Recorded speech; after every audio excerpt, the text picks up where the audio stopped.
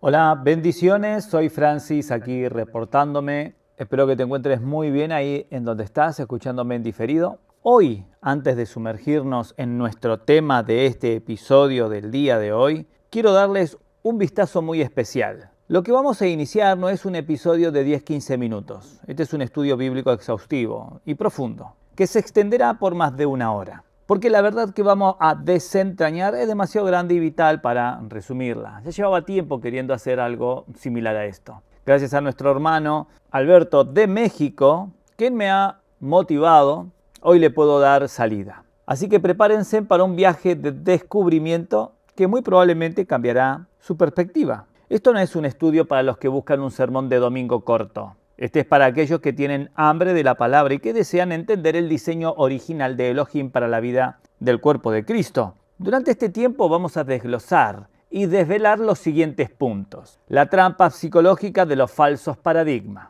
Cómo nuestra mente es condicionada a creer que lo incorrecto es lo correcto. ¿Y por qué el cambio es tan doloroso? Luego, la verdad detrás de un versículo manipulado. Desvelaremos la verdadera intención de Hebreos capítulo 10, versículo 25. ¿Lo recuerdas? Dice, no dejando de congregarnos.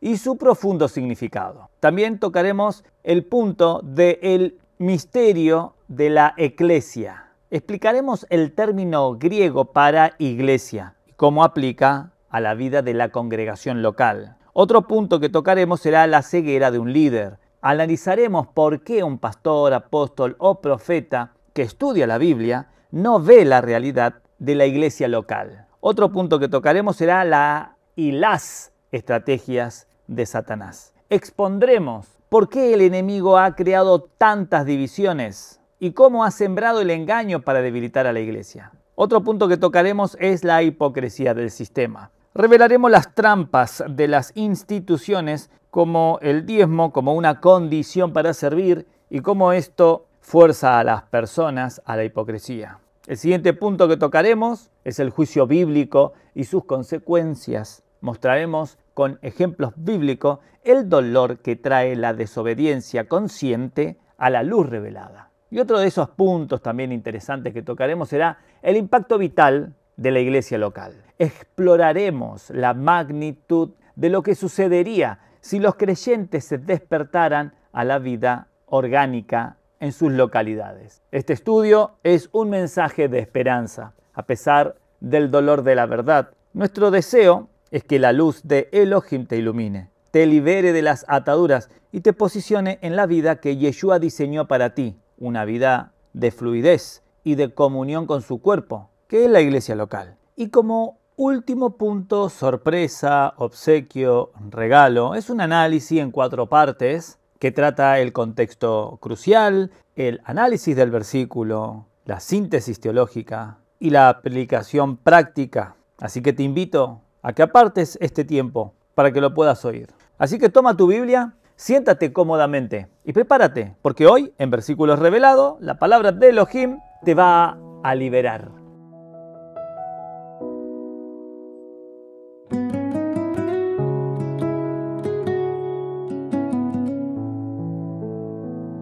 Hola, bendiciones. Soy Francis de Innovalini.com, un experto profesional en el sector de la reforma de baños y cocinas que llevo más de 29 años estudiando las Escrituras. He participado dentro de los entornos religiosos, de instituciones, en movimientos, etc. Y he creado este podcast, Versículos Revelados, para compartirte las verdades de las Escrituras y también para que tú mismo, así como un albañil aquí quien te está hablando, puede tener acceso a las verdades bíblicas sin necesidad de ir a una institución religiosa o esperar que alguien dentro de una institución religiosa me lo pueda explicar. Tú también puedes acercarte a estas verdades. La verdad de la palabra de Elohim, la cual te hará libre. Desde la intimidad de tu casa, ahí en tu oficina, en el metro, en el tren, en el bus, en el avión, desde donde sea que estés. Elohim ahora mismo te observa y solo sé que en ocasiones y más frecuentemente de lo que nos gustaría, ignoramos esta verdad. La verdad de que Elohim nos está observando, de que conoce nuestro corazón. Pero bien, antes de comenzar con este episodio, quiero hacer una advertencia y un llamado a la prudencia. La verdad, a veces, es como una herramienta afilada. No la usamos para herir, sino para cortar las ataduras y liberar. Lo que vas a escuchar hoy puede que hiera sensibilidades, especialmente si has crecido en un entorno eclesiástico institucional. Pero te pido que escuches con un corazón abierto, porque lo que digo nace de mis convicciones, de mi fe y de mi deseo de ver la verdad de la palabra de Elohim manifestada en nuestras vidas. No es una crítica a las personas, que puede que suene así. Amo a mis hermanos, amo a los hermanos que están dentro de las instituciones. Los amo. Yo mismo era un equivocado de perspectiva y también me amaron hasta que me mostraron esta realidad. Y todo esto no es más que una exposición de un sistema que, sin darnos cuenta, nos ha robado la vida del cuerpo. Imagina por un instante que estás a punto de instalar una tubería en las instalaciones de una reforma. Tienes todas las herramientas, todo el material, tienes todos los elementos, el soldador, etc. Pero no tienes el plano, el croquis, que es el que te muestra dónde va cada una de las conexiones. ¿Acaso comenzarías a cortar y a soldar sin saber dónde van las uniones? No, ¿verdad? No lo haces así. Sería un desastre. Pues de la misma manera, estimado amigo, amiga, hermano, hermana que me estás escuchando, amigo y amiga que me estás escuchando, muchos creyentes viven su fe sin el mapa de la comunidad, sin el plano de la conexión con otros creyentes. Y es por eso que hoy, en nuestro episodio número 31 de Versículos Revelados, vamos a analizar la importancia de esta conexión, de esa unión. Vamos a hablar de ese conocido texto bíblico que se encuentra en el libro de Hebreos capítulo 10 versículo 25, que dice: no dejando de congregarnos como algunos tienen por costumbre, sino exhortándonos, y tanto más cuando veis que aquel tiempo se acerca. Fin del texto bíblico.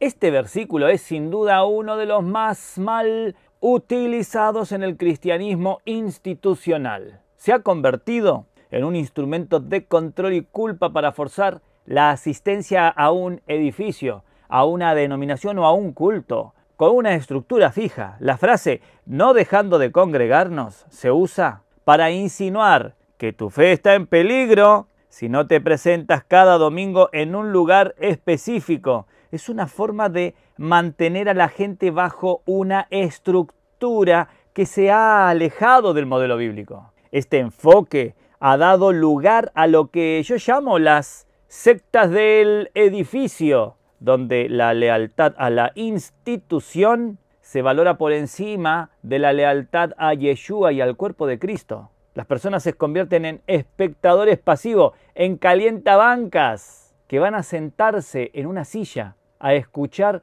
un sermón y a cumplir con un rito. La verdad del cuerpo, que debería ser orgánica y fluida, se convierte en un evento semanal. Se deja de lado el principio de que la congregación no es un lugar al que vamos, sino la reunión de creyentes en una ciudad en el nombre de Yeshua, que se juntan para manifestar su vida. El hermano Witness Lee siempre nos recordaba que la iglesia es un organismo, no una organización.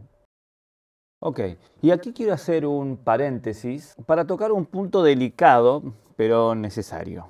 A menudo vemos a hermanos nobles y llenos de celo, cansados y frustrados de estos sistemas institucionales. Han sido lastimados por pastores, apóstoles o profetas que han convertido el ministerio en un negocio. Y ellos lo han visto, lo han podido percibir y han quedado dolidos profundamente. El corazón de estos hermanos es puro. Quieren ver la obra de Elohim avanzar y que las almas sean salvadas de las garras de Satanás. Pero en su dolor y enojo toman el asunto en sus propias manos sin un llamado genuino de Elohim, sin la guía del Espíritu Santo. Deciden iniciar su propio movimiento. Movidos por el celo, comienzan a cometer los mismos errores que criticaban. Inician reuniones, alquilan locales, recolectan diezmos y ofrenda. El amor por la obra se convierte en una inversión personal y el paradigma del sistema se arraiga en su propio corazón. Primero lo pagan de su bolsillo, con la lógica de que es mejor invertir en el reino que dar el diezmo a una institución fallida, pero el sistema los atrapa. Necesitan más personas para sostenerse. Algunos se quedan, otros se van, y al final, sin darse cuenta, han creado una nueva secta, un nuevo sistema, una nueva institución que terminará, como en los tiempos de los anglicanos, católicos, protestantes, bautistas o pentecostales, en convertirse en lo mismo de lo que ellos renegaban. Han cambiado de jaula, pero siguen en un sistema humano. Este es el punto clave que debemos entender. La obra de Elohim no es algo que nosotros hacemos por nuestra cuenta. Es la obra del Espíritu Santo a través de personas que han muerto a su propio ego, su yo, su orgullo. Y esto que te acabo de contar no es algo que sale de mi imaginación. No, es algo que en los casi 30 años que he transitado el camino de la fe, lo he visto una y otra vez. Hermanos que reniegan, se enfadan, con justa razón, pero ellos mismos toman la sartén por la manga, creyendo de que su trabajo ahora va a ser mejor, al punto de que gastan mucho dinero de su propio bolsillo y mucho tiempo de su propia familia, sacrificando aún el tiempo de su hogar, de su trabajo, dejando sus trabajos para volcarse a la obra del ministerio, creyendo de que haciéndolo así con la lógica de su mente, con su alma, con su carne, la cosa va a funcionar. Pero las escrituras son claras. Lo que es nacido de la carne, carne es muerte. Lo que el Eterno busca no es cantidad de personas, sino corazones contritos y humillados, verdaderos adoradores que lo adoren en espíritu y en verdad, no en la carne, no en su lógica, no en su propia voluntad, sino en la voluntad de aquel que es el dueño de todo, el Eterno, nuestro Elohim, la voluntad del Rey de Reyes y Señor de Señores, de Yeshua, movidos a través de la obra que ahora actualmente sigue escribiendo el Espíritu Santo. Lo que estamos explicando no es una idea nueva, tiene un profundo respaldo bíblico. La congregación, en su forma orgánica y natural, es el plan de Elohim. Y la clave para entender esto está en el término griego que se traduce como iglesia o congregación. La palabra es eclesia. L-E-S-I-A. Eclesia. Esta palabra no significa un edificio o una organización, ni tampoco una institución. Es una combinación de dos términos griegos. Ek, que significa fuera de, y kaleo, que significa llamar. Así que, literalmente, eclesia significa los llamados fuera. En el mundo griego se refería a una asamblea de ciudadanos que eran llamados fuera de sus hogares para tomar decisiones importantes para la ciudad. Este es el verdadero significado de la iglesia local. Somos aquellos que hemos sido llamados fuera de este mundo para congregarnos, no en un edificio, sino en el nombre de Yeshua para manifestar su vida y su autoridad en esa localidad. El motivo de la reunión es que cada miembro es parte viva y activa de esa asamblea. No somos espectadores, somos ciudadanos de la asamblea celestial que nos reunimos para tomar decisiones de forma corporativa, para ejercer el sacerdocio, para ministrarnos unos a otros. La reunión de la eclesia es una reunión funcional, no ceremonial. Cada uno tiene un rol que desempeñar, una parte que aportar para que el cuerpo sea edificado. Mira el libro de los Hechos. Los creyentes no se reunían en grandes auditorios con nombre de líderes. Estos auditorios existían. Es más, lo podían hasta fabricar, construir. No es algo que no tenían como excusa del motivo por el cual no se hacía. No. Tal como ahora se construyen templos para albergar personas, también lo podrían haber hecho en su momento, en su lugar, en aquella historia pasada de nuestros primeros hermanos que iniciaron por el Espíritu Santo el movimiento y crecimiento y desempeño de lo que era la iglesia local. Pero no lo hicieron así, porque el Espíritu no lo hace así. Así que mira el libro de los Hechos. Los creyentes no se reunían en grandes auditorios con nombre de líderes. Se juntaban en las casas. En Hechos, capítulo 2, versículo 46, dice así: perseveraban unánimes cada día en el templo, y partiendo el pan en las casas. La vida fluía, había comunión genuina, se compartían los bienes y se vivía la vida de Yeshua en comunidad. Esta realidad se extendió por todo el Imperio Romano. Las cartas de Pablo, Pedro y Juan están dirigidas a las iglesias que están en Corinto, la iglesia que está en Roma, la iglesia que está en Éfeso. Siempre era la expresión local del cuerpo de Cristo, no una institución con una sede central. Autores como nuestro hermano Watchman Nee y Witness Lee han dedicado sus ministerios a recuperar esta verdad. Y libros como La vida cristiana normal de la iglesia o El ministerio de la iglesia local profundizan esta evidencia. Unidos en ti, somos un solo latido. Tú eres la vida que fluye en el viñedo. Tu cuerpo somos, por tu sangre redimido.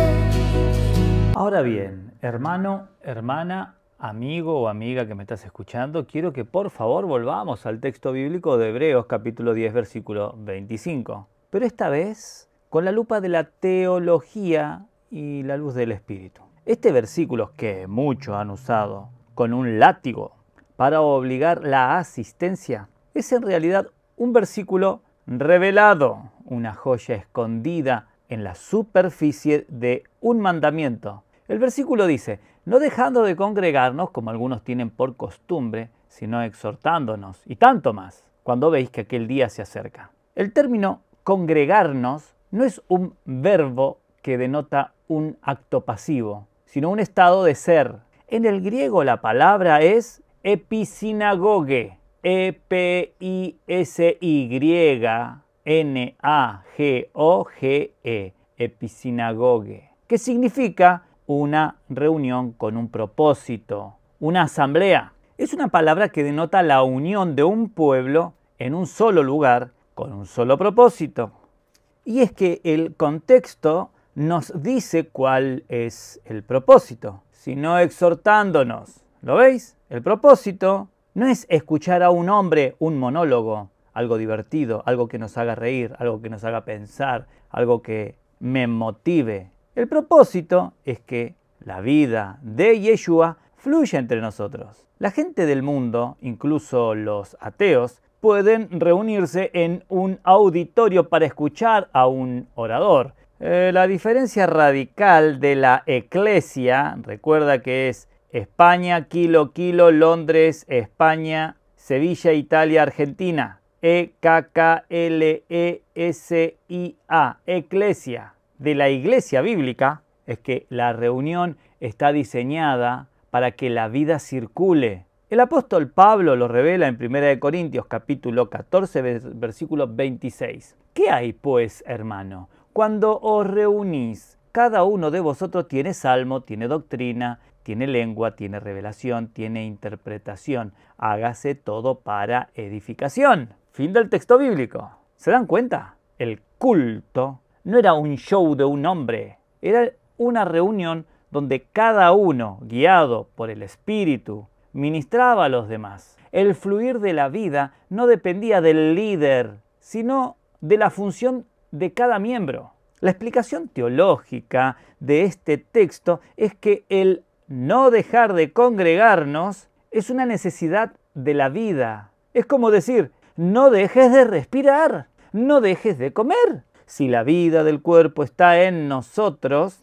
la comunión es tan vital como el aire que respiramos. La iglesia local, en este sentido, no es una opción más en el menú espiritual. Es la expresión natural, orgánica y necesaria de la vida de Yeshua en una localidad. Si no te congregas, en ese sentido, si no eres parte de ese flujo, te estás asfixiando espiritualmente. El hermano Watchman Nee nos recordaba que la vida cristiana normal es la vida del cuerpo. Él enseñaba que la autoridad de Yeshua en la tierra no se manifiesta a través de un solo hombre o de una gran institución, sino a través de la vida de la iglesia local. Es en la eclesia donde Yeshua puede ejercer un señorío como cabeza. Porque en una reunión de este tipo, el fluir del Espíritu no está limitado por la agenda de un hombre,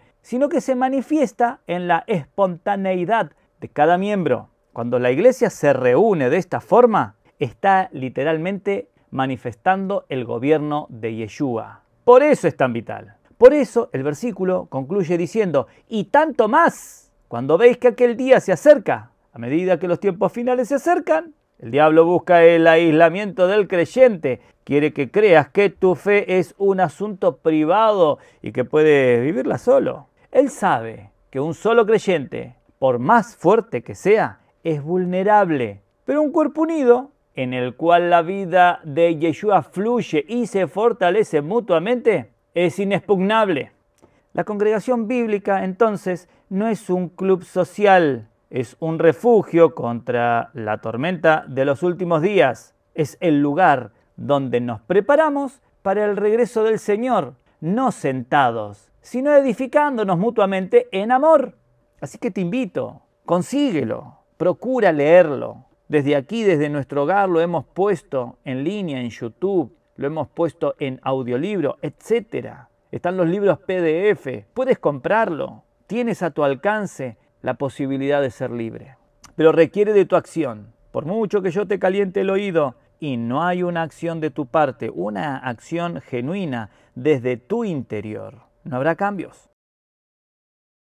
Y quiero hablar de peligros institucionales y el fracaso de la iglesia local. Así que, ¿qué decirte sino que las estructuras institucionales han creado 10 grandes peligros que frenan el avance de la expresión natural de la iglesia? Y el primero es sacerdocio laico clerical. Se crea una división artificial entre el pastor o sacerdote y el laico, el que calienta las bancas. Esto frena la expresión del sacerdocio real de todos los creyentes, como se menciona en 1 de Pedro capítulo 2 versículo 9, haciendo que el creyente se sienta un creyente común, sin voz ni ministerio. El segundo problema es el monopolio de la predicación. La vida del cuerpo se detiene cuando solo una persona tiene el derecho de hablar en las reuniones. La Biblia muestra que en las reuniones todos podían profetizar, 1 Corintios capítulo 14 versículo 31. Y cada miembro tenía algo que aportar. Vamos a hablar del tercer peligro, y esta es la pasividad de los miembros. La estructura de auditorio fomenta que la gente sea solo oyente, no participante activo. La iglesia natural es un lugar donde todos ministran y no hay un espectador. Y esto ha sido producido a tal punto que hoy ya está implícito en los creyentes nuevos. Es decir, el creyente nuevo cree que tiene que tener su boca cerrada, calentar una banca, esperar que acabe, aguantar el chaparrón que se le cae encima e irse agradeciendo a Dios de esta manera. El cuarto peligro, el enfoque en el edificio. La congregación se confunde con una propiedad. La inversión de dinero y tiempo se centra en un edificio en lugar de en la vida de los santos. El dinero se gasta en ladrillos cuando debería usarse para fluir en ayuda a los que la necesitan. El quinto peligro, el diezmo como mandato. Se utiliza Malaquías capítulo 3 versículo 10 para obligar a la gente a dar dinero a una institución en lugar de vivir una vida de generosidad en el cuerpo de Cristo como una forma orgánica y voluntaria, como un fluir de amor. El sexto peligro, la estructura denominacional. La iglesia se divide en base a nombres humanos: metodista, bautista, pentecostal, libre, luterano, lo que va en contra del principio de la unidad del cuerpo de Cristo en una localidad. Y quiero compartirte la porción bíblica de 1 Corintios capítulo 1, versículos 12 y 13. Dice así: quiero decir que cada uno de vosotros dice, yo soy de Pablo, yo soy de Apolos, y yo soy de Cefas, y yo de Cristo. ¿Acaso está Cristo dividido? ¿Fue crucificado Pablo por vosotros o fuiste bautizado en el nombre de Pablo?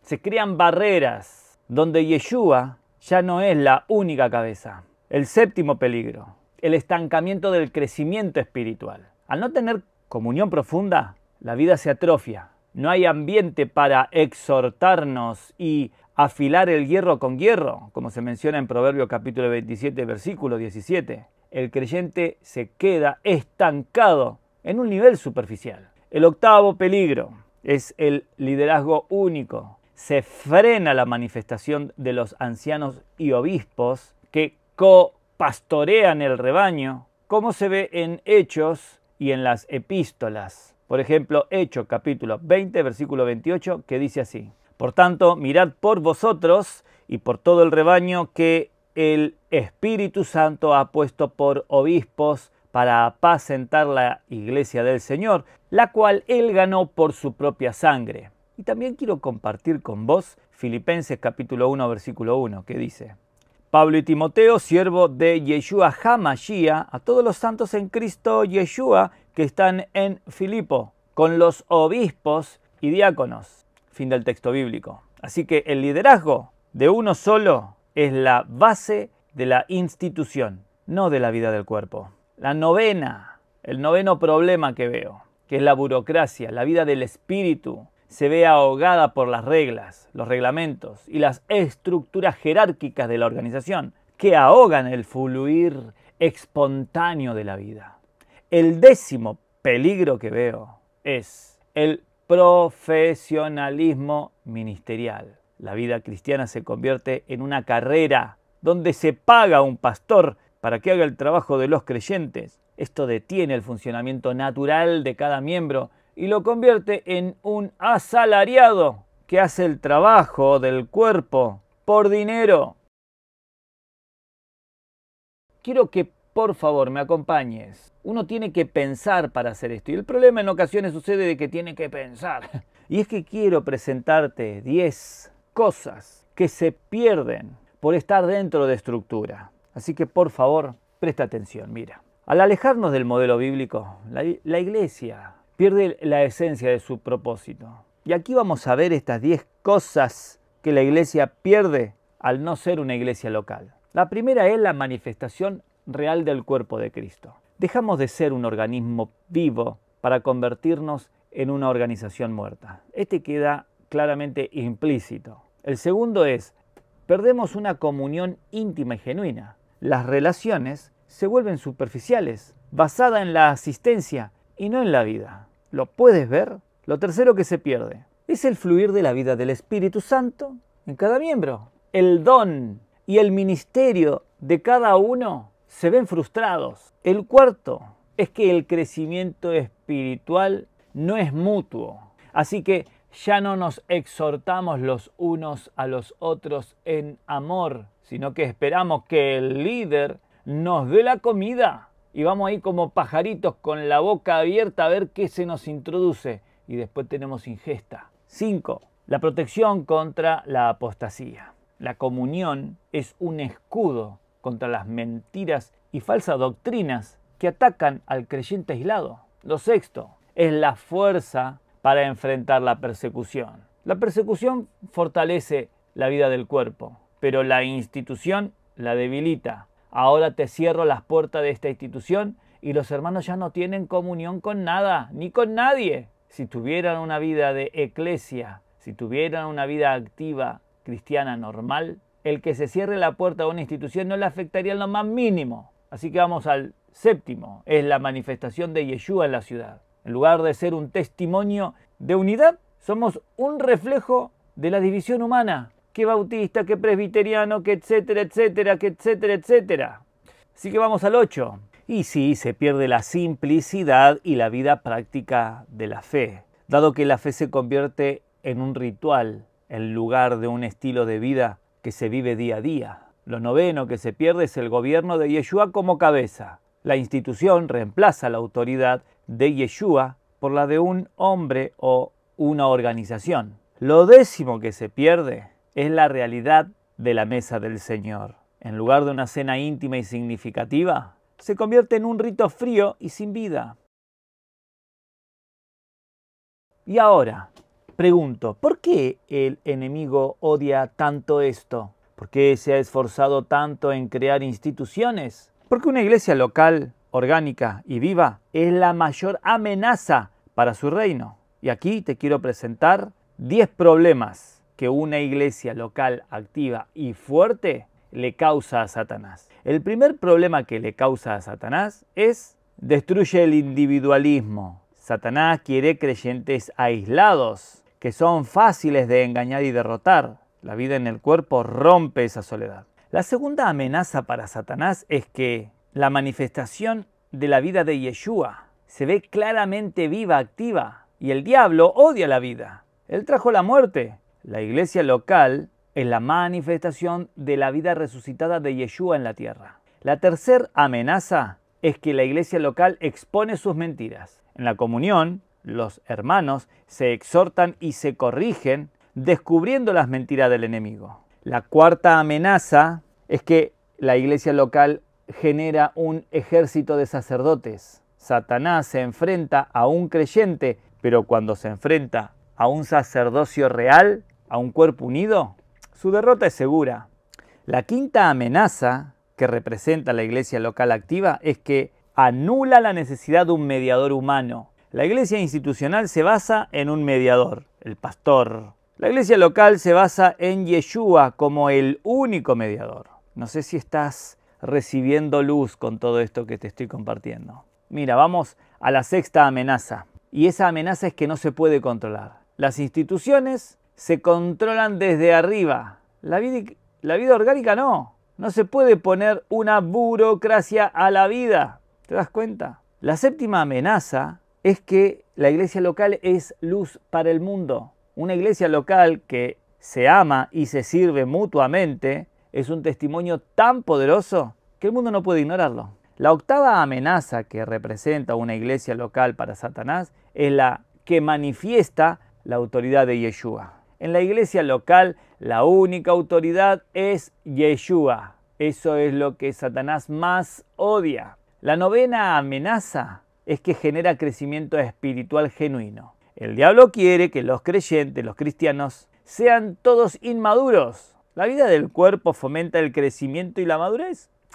La décima amenaza es que promueve la unidad genuina. El diablo es el padre de la división. La iglesia local, al manifestar la unidad de Yeshua, destruye sus planes.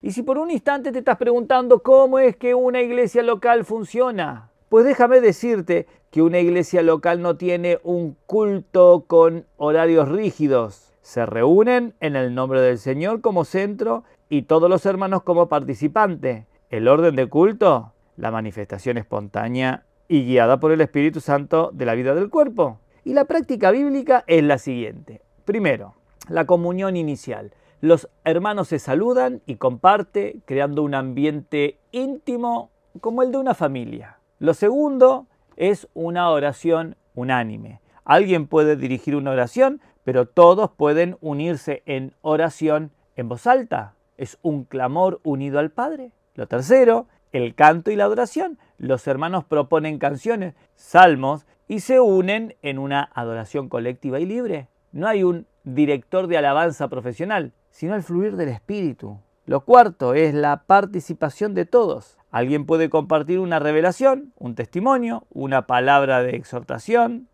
No hay un solo predicador. Lo quinto, el ministerio de la palabra. Alguien puede leer un pasaje de la Biblia y todos comentan, preguntan, profundizan. La palabra es el alimento de todos. Sexto, el partir el pan. Se parte el pan y se toma la copa como lo hacían los primeros creyentes, en memoria de Yeshua, en un ambiente íntimo de comunión, sin prisa ni formalidad. 7. Y esta es la vida práctica. Se comparten las necesidades y se acuerdan cómo ayudarse unos a otros de manera práctica y amorosa. 8. El final. La reunión no tiene un final estricto. La vida del cuerpo fluye hasta que todos se sientan edificados. Y hablando de situaciones cómicas, te voy a contar una historia que nace de esas cuestiones posiblemente ridículas que en ocasiones como personas terminamos cometiendo. Hace unos años contrataron para una reforma integral en una casa. Cuando el dueño habló del trabajo del electricista, advirtió: señores, el electricista que contraté es un creyente solitario. Me dijo que no le gustaba trabajar en equipo, que él ministraba solo. Yo no sabía si reír o llorar, dice el que contaba la historia. Cuando llegó, traía una mochila llena de herramientas viejas y dijo con gran seguridad: la luz de Elohim está en mi corazón. El plano es mi espíritu, no necesito planos externos. Así que no te lo vas a creer, pero intentó conectar un circuito con cables de distintos calibres, sin plano y con la energía conectada. El resultado fue un cortocircuito enorme y un apagón en toda la manzana. Bueno, esta historia, aunque cómica, nace de las ridículas situaciones que se dan cuando las personas creen que pueden hacer el trabajo de Elohim aislado de los demás. A menudo nos creemos lo suficientemente espirituales para no necesitar la conexión con el cuerpo. El problema es que sin la comunión, sin el croquis, que es la congregación, la vida se corta y no hay luz.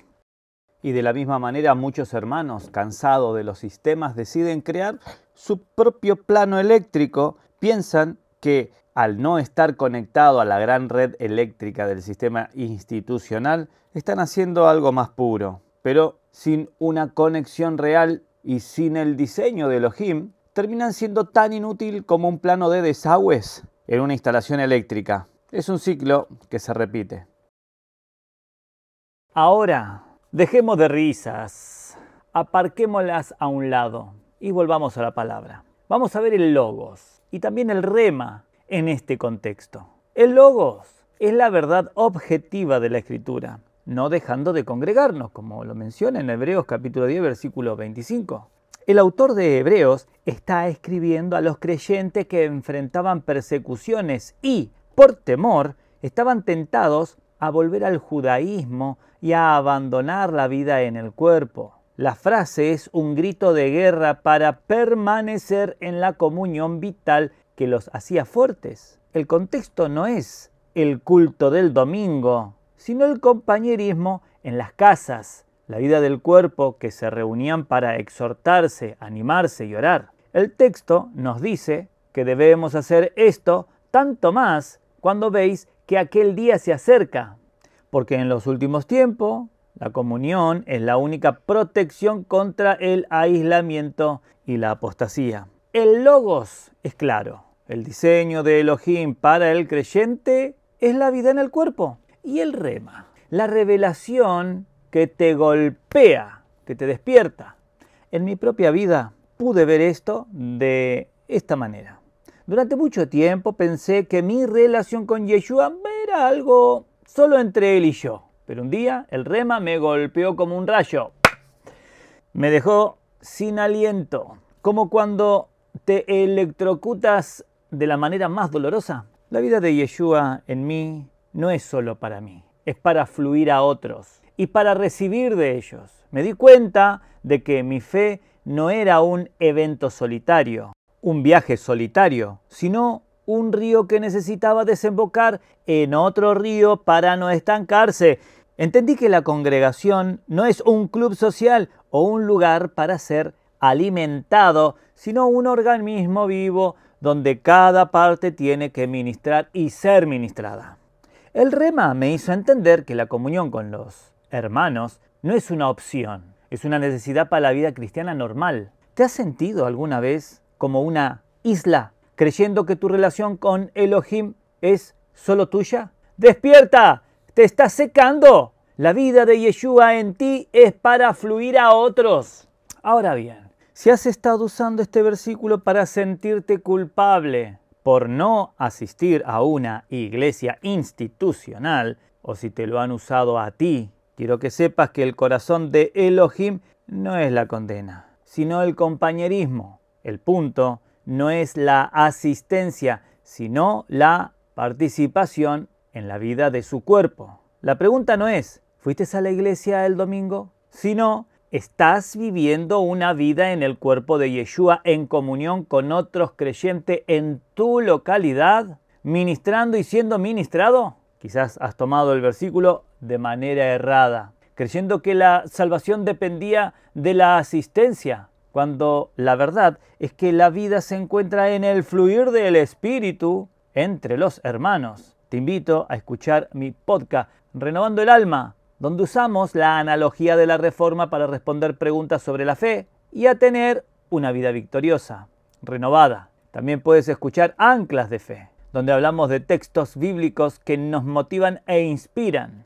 No se trata de dónde te sientas, sino de a quién te conectas. No podemos ser la mano que se desconecta del brazo, ni el pie que se aleja del cuerpo. La vida cristiana normal es una vida en 4D: deseo, decisión, determinación y disciplina. Deseo por la comunión, decisión de buscarla, determinación de participar en ella y disciplina para permanecer en el fluir del cuerpo.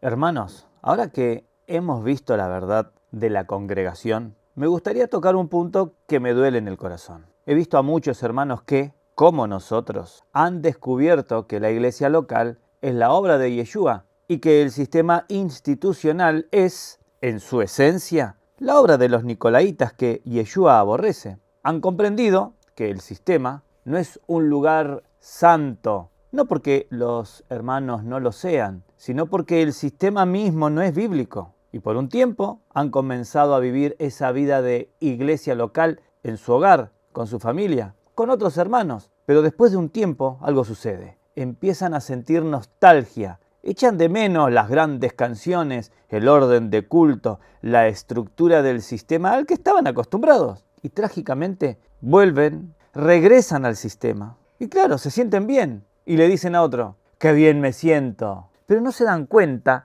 de que solo han suplido una necesidad de su alma, no una necesidad de su espíritu humano. Han confundido la emoción y la familiaridad del sistema con la vida del cuerpo de Yeshua. Han confundido la excitación de un espectáculo con el fluir de la vida.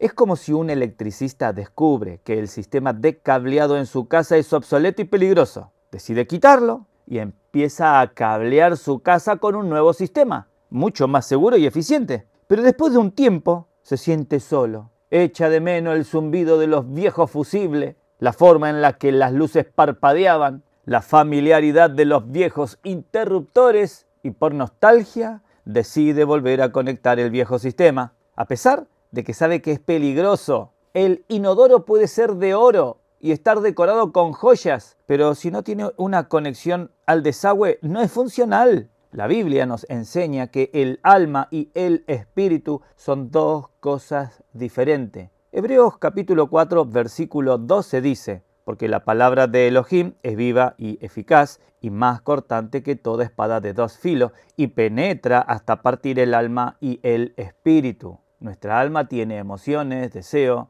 y una mente que se apega a la tradición y a lo que conoce. El sistema institucional, con sus canciones, sus orden y sus programas, apela directamente a nuestra alma. Nos hace sentir bien, nos da una sensación de pertenencia. Pero el espíritu humano, que es donde el espíritu de Elohim mora, anhela la comunión genuina de la vida del cuerpo. Es en la eclesia donde Yeshua es la única cabeza, donde el fluir del Espíritu Santo no está controlado por un hombre, donde el espíritu humano es verdaderamente satisfecho. Al volver al sistema, ese hermano no está supliendo la necesidad de su espíritu, sino que está alimentando una nostalgia de su alma. Ha sacrificado la vida por un sentimiento de comodidad. Ha cambiado la realidad de la iglesia por la familiaridad de la institución. Por eso, hermanos, les ruego que no se dejen engañar.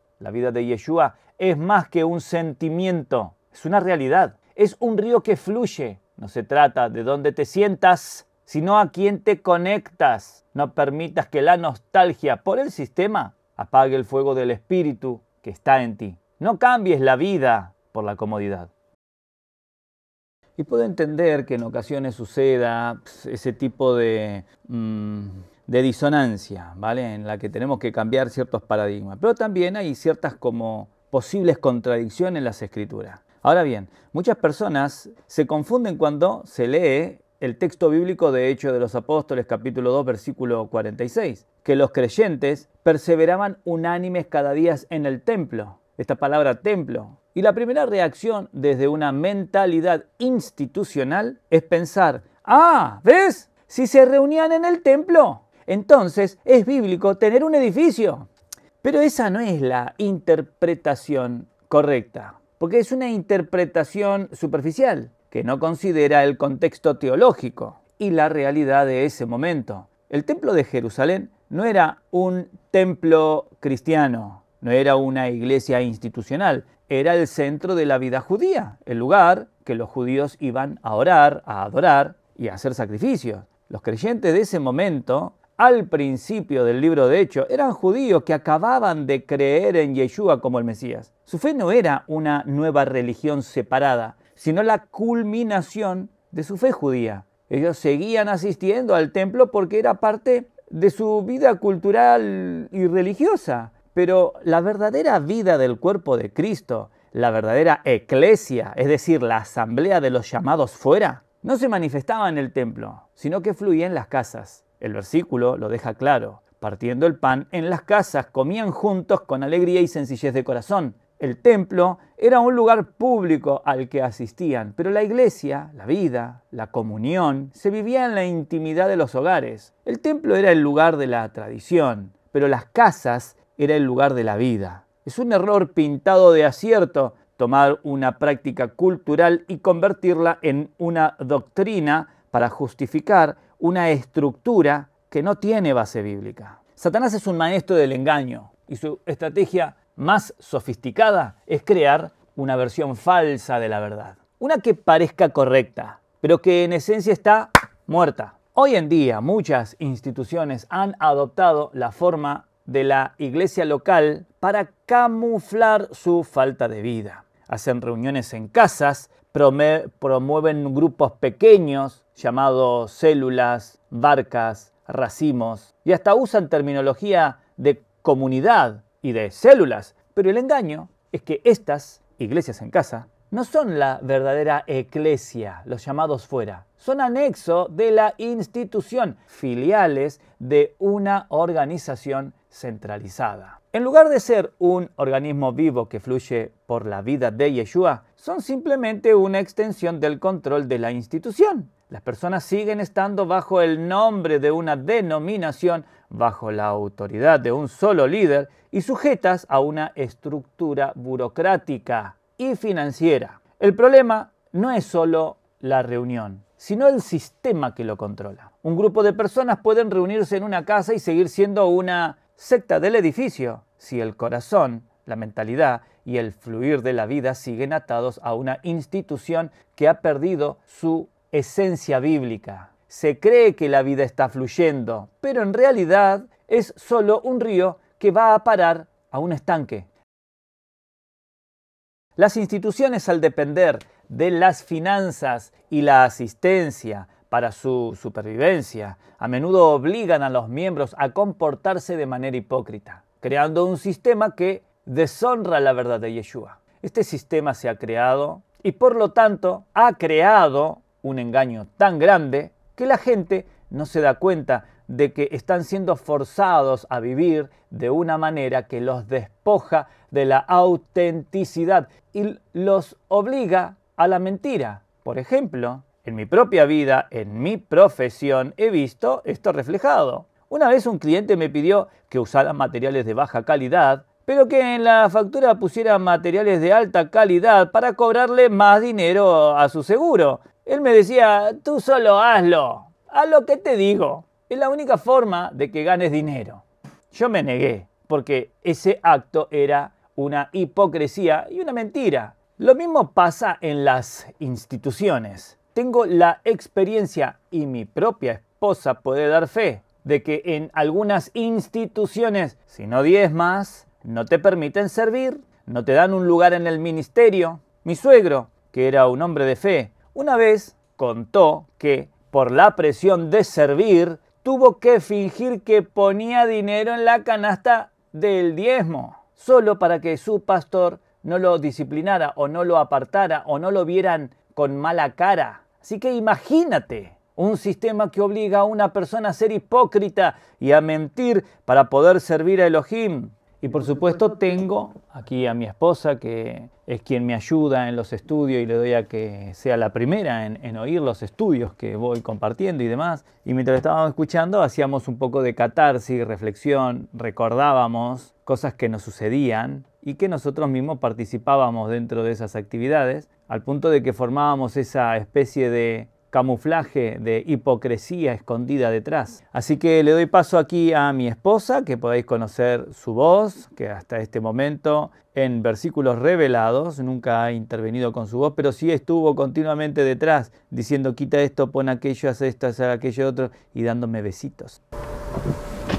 Bueno, yo lo que me recuerdo cuando en los tiempos de juventud que servíamos. Hace 4 días, mi amor. Sí, ayer. Bueno, en las actividades, yo me recuerdo que teníamos 3 reuniones al día. Y entonces era como que íbamos muy ajetreado, porque, o sea, era más que nada, o tenías que servir en alabanza o tenías que estar ahí apoyando. Pero, o sea, más que apoyar era como yo lo veía como para ver bulto, o sea, como para que digan, mirá, hay gente ahí en la congregación. Es decir, ¿quiere decir que era una forma de asegurarse público? Exacto. Porque yo me recuerdo que éramos los mismos que íbamos a la mañana, que eran los que servían, luego al mediodía, que también eran lo que era más que nada una reunión para los que servían, pues como se suele decir, ¿no? Pero los que colaboraban en alabanza, el que acomodaba la silla, el que daba los anuncios. Todas esas historias así. Y también lo que a mí me quedó muy a veces patente, es que con el tema de la ofrenda, o sea, te llevan a un punto en que vos tenés que dar y como ahí los hermanos te miran y es como que te sentís como acusado, que no está dando, que le pasa, ¿sí? Yo me acuerdo que mi papá un par de veces nos había comentado de que ponía, o sea, hacía el gesto de poner algo en la bolsita, pero no ponía, pero lo hacía porque los hermanos lo miraban. O sea, era a un punto en que, madre mía, yo, ahora que soy grande y que, o sea, tomo conciencia de eso, yo digo, ¿a qué punto llegamos? A tener miedo a que los hermanos no estén diciendo, ay, no ponen la ofrenda, pero al fin y al cabo estamos engañando al Señor, porque estamos nosotros diciendo...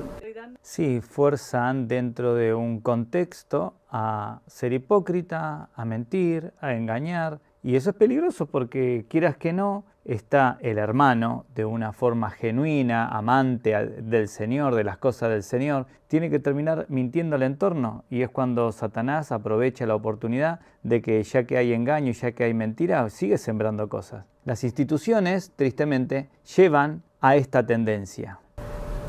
Eso de que vos te vas de corazón, yo lo que pienso es eso, que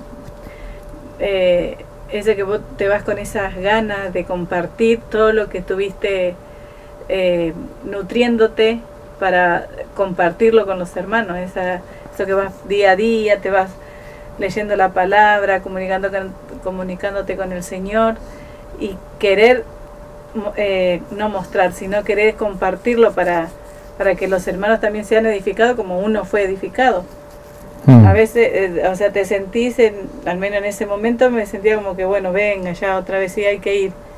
Venga, hay que ir y estar ahí y poner...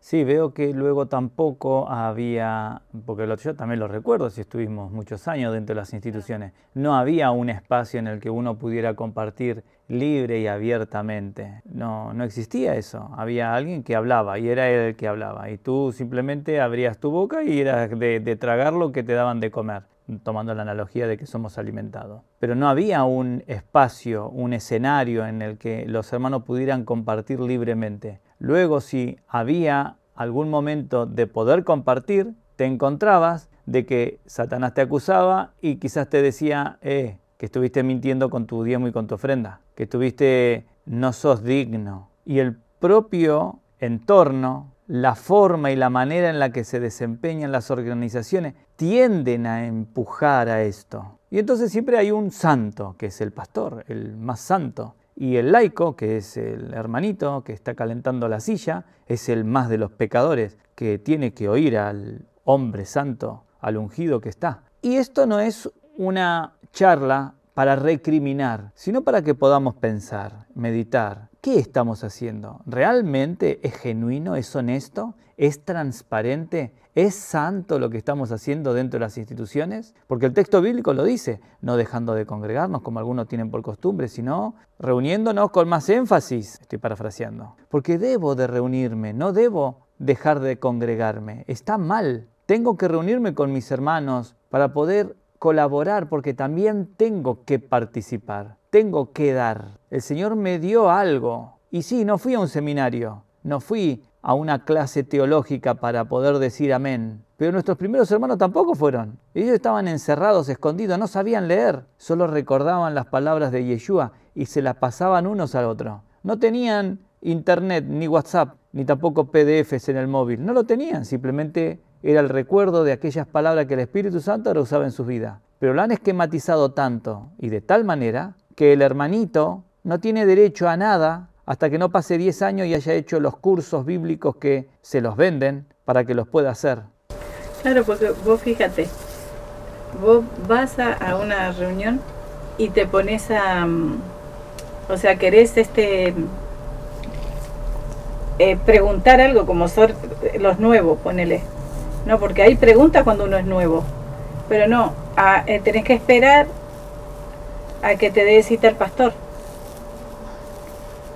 O algo así, no podés levantar la mano y decir, bueno hermano, yo quiero preguntar o necesito saber esto, lo otro. Y eso es un peligro porque vos te pones vos querés preguntar, tenés una duda, algo, y el enemigo va a usar las dudas, el pensamiento para que vos te hagas tu propio... Sí, tuvimos el caso de una hermana de Perú que nos contó algo muy oscuro que están haciendo las congregaciones y que no había caído en esa cuenta de esa realidad. Y es que si querías tener cita con el pastor tenías que pagar la hora. Si no, simplemente tenías que esperar al domingo o al día de reunión para ver si aquello que estás preguntando, lo mismo se despeja tu interrogante en la reunión. Si no puedes pagar, te tienes que esperar. Es decir, que el pastor está tan ocupado, sus palabras son tan elevadas, tan importantes, tiene un conocimiento tan profesional, que si lo va a ofrecer a alguien, se lo tenés que pagar. Pero eso es más caro que un libro. Si una hora son 70 euros, me compro 3 libros. Y la Biblia dice que nosotros nos acerquemos confiadamente al trono de la gracia. No, porque él ahí, no es que el pastor tenga más, que esté más cerca de Dios. Todos podemos estar tan cerca de Dios como nosotros queremos, como nosotros lo buscamos.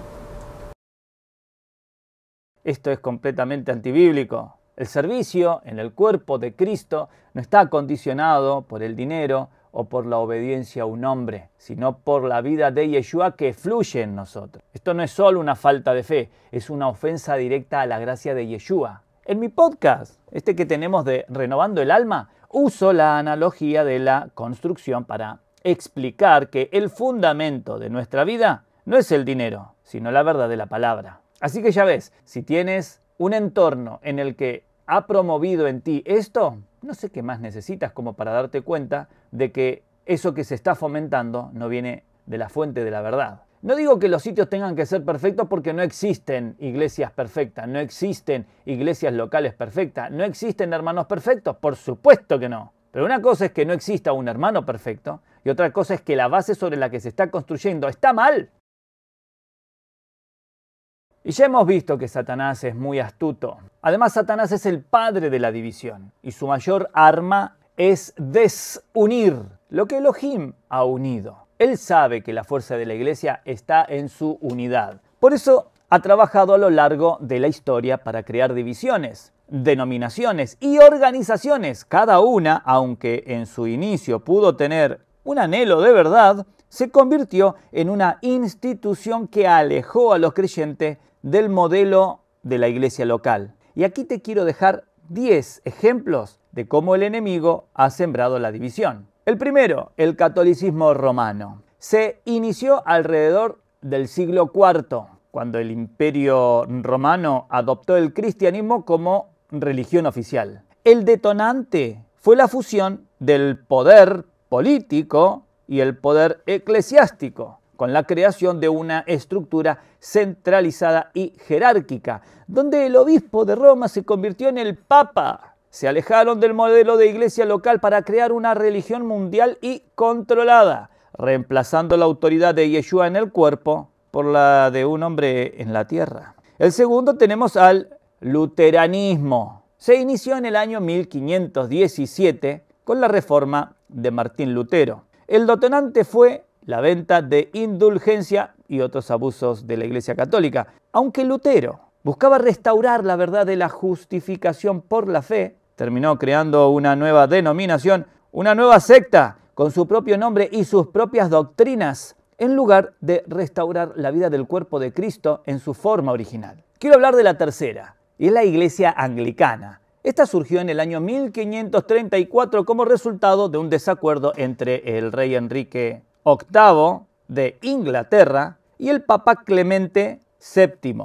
El detonante fue la negativa del Papa a anular el matrimonio del rey. En lugar de una reforma teológica profunda, lo que se creó fue una iglesia nacional con el rey como su máxima autoridad terrenal, fusionando la política con la fe y alejándose por completo de la naturaleza orgánica de la eclesia, los que son llamados afuera. Cuarto, el calvinismo se inició en la década de 1530 bajo el liderazgo de Juan Calvino. El detonante fue la búsqueda de una teología más estructurada y una forma de gobierno eclesiástico diferente a la de los luteranos. Al igual que Lutero, Calvino intentó corregir errores, pero en su lugar creó una nueva división, un nuevo hombre y un nuevo sistema de creencia que dividió a la iglesia. 5. El presbiterianismo se inició alrededor del año 1560 en Escocia bajo el liderazgo de John Knox, un seguidor de Juan Calvino. El detonante fue la adopción de una forma de gobierno eclesiástico que daba el poder a un consejo de ancianos, es decir, el presbiterio, en lugar de a un obispo. Aunque buscaban un modelo más bíblico, terminaron creando una nueva estructura institucional con un gobierno centralizado y jerárquico que, a la larga, sirvió para dividir a la iglesia en lugar de unificarla. 6. Los bautistas. Nació alrededor del año 1609 en Holanda e Inglaterra. El detonante fue el desacuerdo con el bautismo de infantes y la creencia de que solo se debía bautizar a los creyentes adultos. A pesar de que este principio tiene un fundamento bíblico, la iglesia se dividió para crear una nueva institución, con sus propios nombres y su propia forma de gobierno, alejándose de la visión de la iglesia local. 7. El metodismo. Se inició en el siglo XVIII en Inglaterra, con John Wesley. El detonante fue el deseo de una vida de mayor santidad y disciplina. Wesley organizó grupos de estudios bíblicos y oración, pero con el tiempo este movimiento se institucionalizó y se convirtió en una denominación separada con una estructura muy jerárquica. 8. La Iglesia Adventista del Séptimo Día. Fundada oficialmente en el año 1863 en los Estados Unidos. El detonante fue una interpretación particular de las profecías bíblicas y un énfasis en la observación del sábado como día de reposo. Esto llevó a la creación de una nueva institución, con una estructura organizacional y doctrinas específicas que separan a los creyentes en lugar de unirlos en la fe simple de Yeshua y la vida del cuerpo. 9. Los testigos de Jehová. Su origen se remonta a los estudios bíblicos de Charles Taze Russell a finales del siglo XIX con la incorporación oficial en 1884 bajo el nombre de la Watchtower Biblical and Tracy Society. El detonante fue un conjunto de doctrinas únicas y una forma de interpretación de las Escrituras que los apartaba de la corriente principal del cristianismo. La estructura de esta organización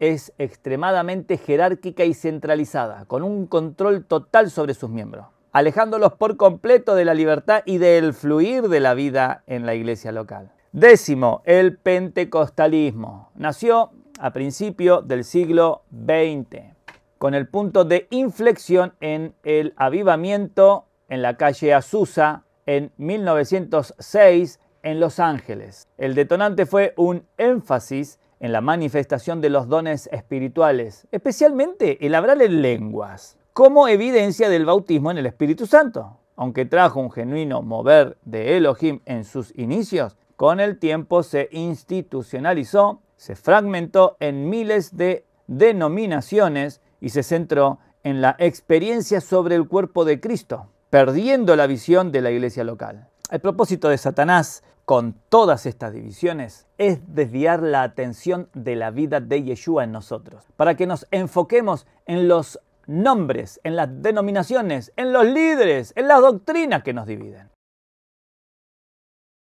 Así que la idea de que un pastor, apóstol o profeta abra iglesias anexos en una institución, en otra ciudad o país, no es bíblica. El modelo bíblico es que la iglesia es un cuerpo en cada localidad. No es un negocio que se expande, no es una franquicia que abre sucursales. El apóstol Pablo y los demás apóstoles nunca plantaron una iglesia de Jerusalén en Corinto. Ellos plantaron la iglesia que estaba en Corinto. La iglesia es la manifestación de Yeshua en una localidad. ¿Qué es lo que motiva a estos líderes a abrir iglesias anexos? Bueno, yo pienso en 5 aspectos. Puedo estar acertado como también equivocado. No soy el dueño de la verdad. Uno es fama y reconocimiento, el deseo de tener un nombre, una reputación, un movimiento que se extiende por el mundo. El segundo es control y poder, es decir, la capacidad de tener influencia sobre un gran número de personas. El tercero,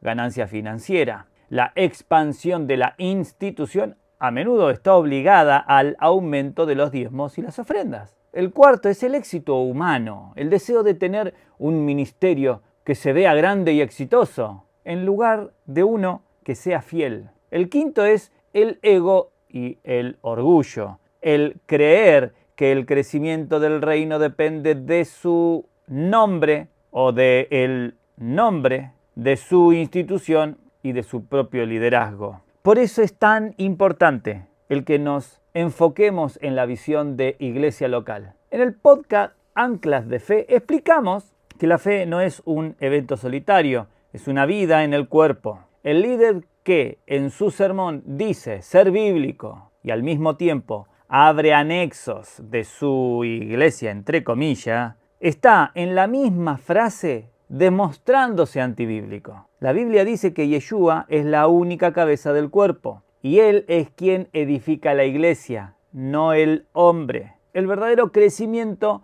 no es el de una institución, sino el de la vida de Yeshua fluyendo en cada creyente y manifestándose en cada ciudad como la iglesia local.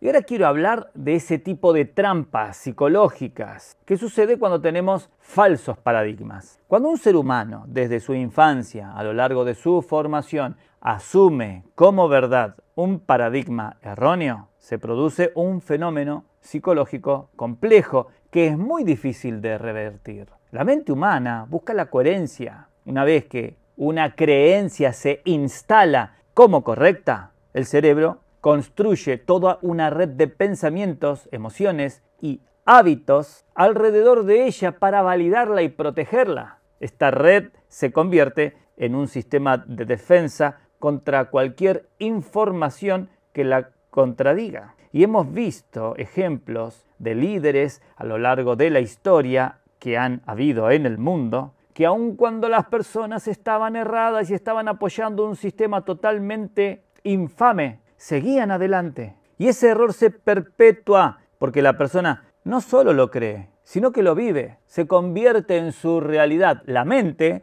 en su afán por mantener la coherencia, filtra y rechaza toda evidencia que desafíe esa creencia. A esto se le llama disonancia cognitiva. Cuando la verdad, que es contraria a lo que se ha creído, se presenta, la mente no la recibe como una liberación, sino como una amenaza. Esto genera un estado de angustia, ansiedad y enojo.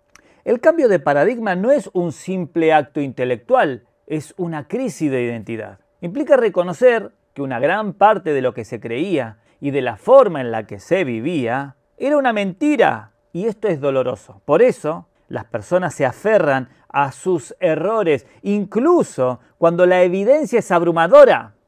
El esfuerzo que se requiere para cambiar es enorme, no solo desde afuera, que es cuando te presentan la verdad, sino desde dentro. La persona debe enfrentarse a la vergüenza, al miedo y al dolor de aceptar que ha vivido en el engaño. Es un proceso psicológico profundo que a menudo requiere una deconstrucción y un renacimiento de la mente.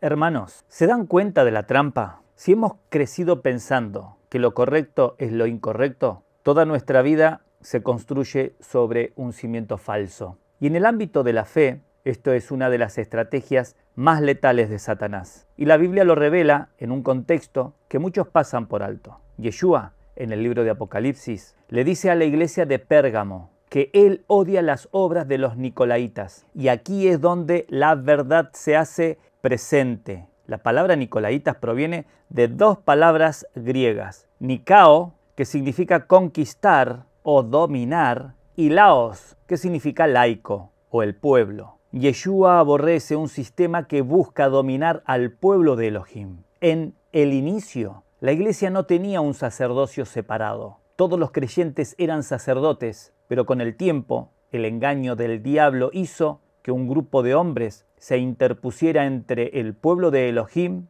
y de esta manera crearon un sistema donde el acceso a la verdad, a la unión y a la vida de Elohim pasaban por un sacerdote, un pastor, un profeta o un apóstol. ¿Ven el engaño? Se quitó la relación directa entre el creyente y Yeshua y se puso a un hombre en medio. Esto mató la vida orgánica, mató el fluir del sacerdocio real de los creyentes. La obra de los nicolaitas no es solo un error teológico, es un cáncer que mata la vida de la eclesia, corroe la vida de la iglesia, destruye la vida que fluye por el Espíritu a través de la eclesia. El creyente ya no busca la revelación directa de Elohim, busca al hombre. Ya no ministra, porque sabe que su sacerdocio es tan válido como el del líder. Se queda sentado, esperando a que el profesional haga el trabajo. Esto crea creyentes anormales, bebés espirituales, que no pueden crecer porque se les ha cortado la conexión vital con la cabeza, Yeshua, y con los otros miembros del cuerpo. La vida cristiana normal de la iglesia local, donde cada uno funciona, es destruida por este falso paradigma.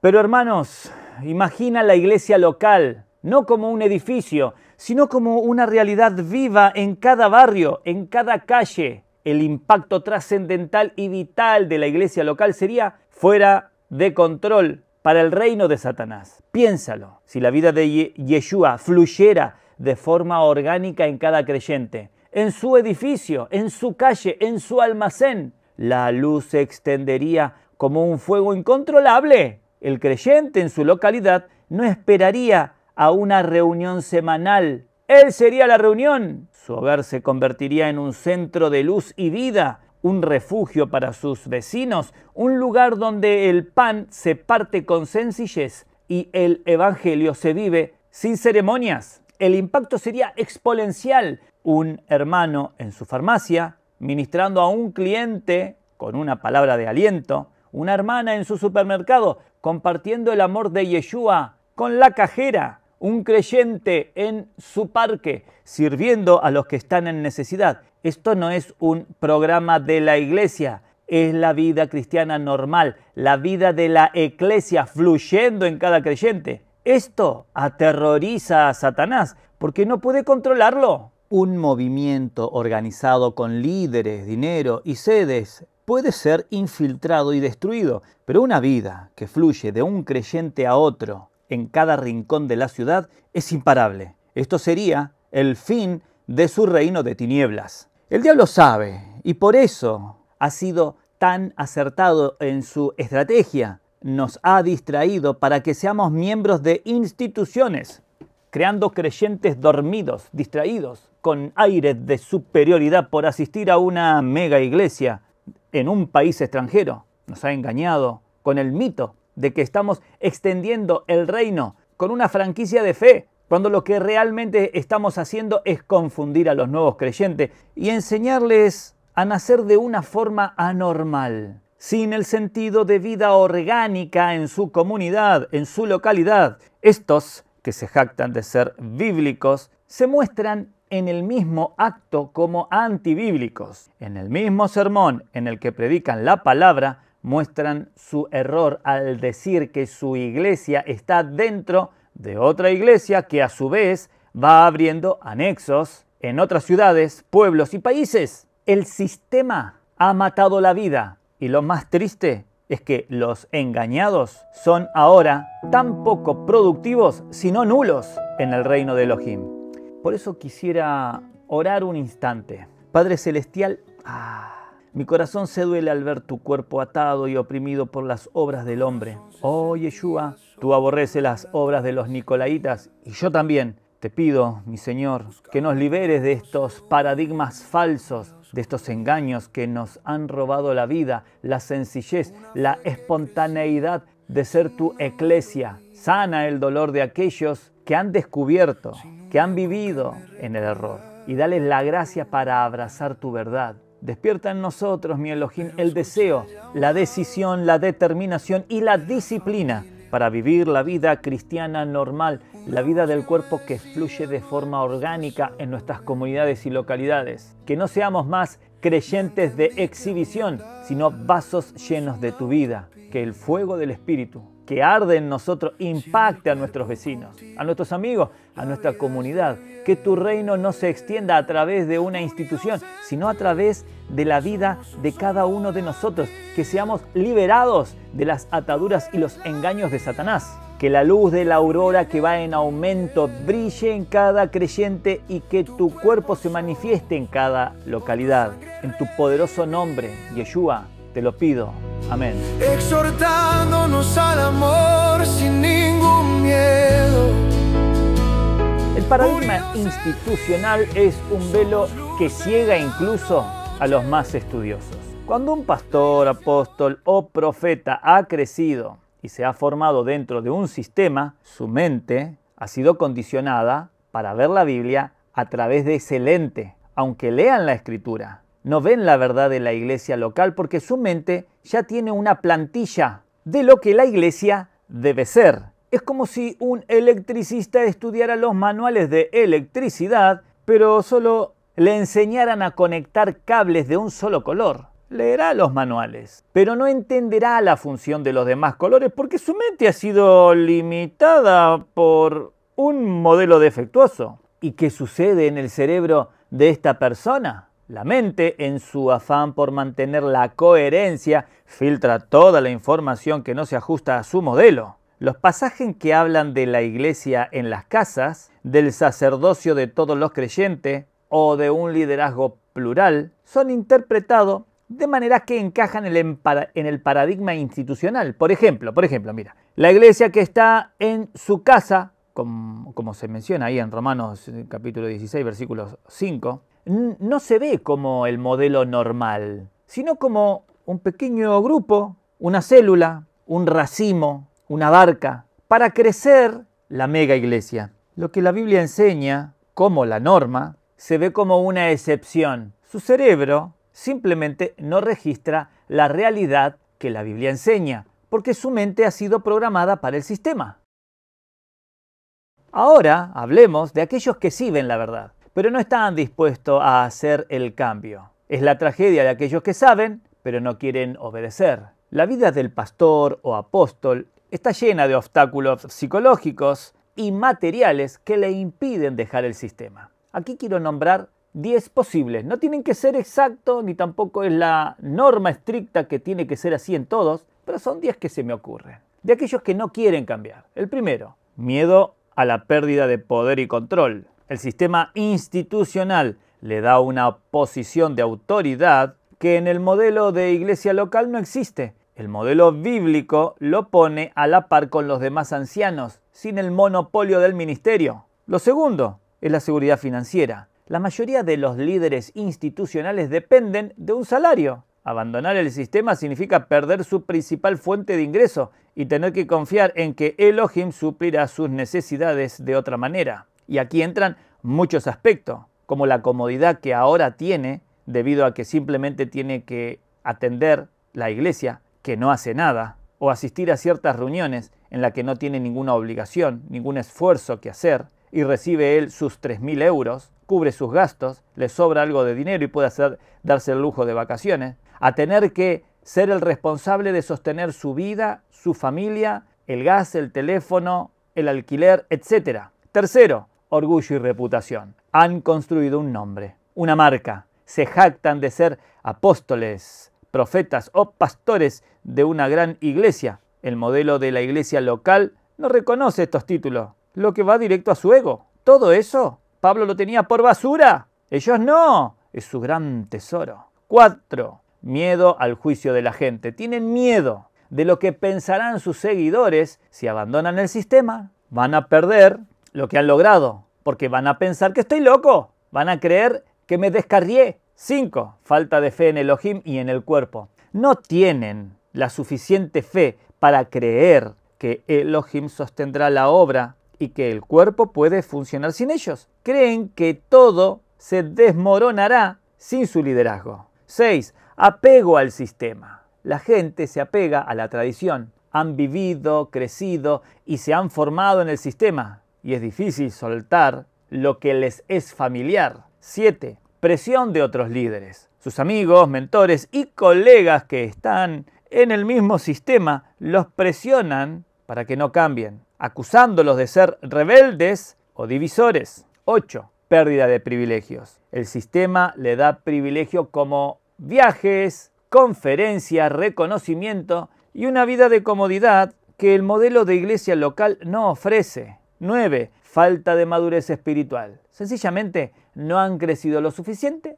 para ver lo que realmente importa, que no es el éxito humano, sino la fidelidad a Yeshua. 10. La comodidad del control. Es más fácil controlar a la gente y dirigir un ministerio que soltar y dejar que el Espíritu Santo fluya libremente a través de cada creyente. Y quiero hablar de la lucha psicológica que existe detrás de todo esto y esos cambios que causan un dolor profundo. Y es que cuando un líder de una institución se da cuenta de la verdad de la iglesia local, su estado psicológico entra en una profunda crisis. Se siente como si toda su vida hubiera sido una mentira. La persona, esta, experimenta una intensa disonancia cognitiva. Se debate entre la verdad que ha visto y el sistema que le da su identidad, su seguridad y su posición. Esto puede llevar a la depresión y a la ansiedad y a un estado de profunda soledad. Por eso en ese proceso de análisis y pensamiento quiero traerte aquí estas 10 cosas que ahora tendrá que cambiar y lo delicado que es el proceso. La primera es cambiar de identidad. Deja de ser el pastor para convertirse en un hermano más. Lo siguiente es renunciar al control, es decir, dejar de ser el centro de la reunión para permitir que el Espíritu guíe a todos. Lo siguiente es cambiar su fuente de ingreso, dejar el salario de la iglesia para tener que trabajar como un creyente común. Luego, el siguiente aspecto es reeducar a su familia. Su esposa e hijos tendrán que entender que el cambio es radical y que su vida ya no será la misma. Lo siguiente es dejar de lado la fama, asumir que su nombre ya no será conocido y que su ministerio será invisible para el mundo. Lo siguiente es enfrentar la crítica, ser llamado rebelde o divisivo o hereje por los mismos que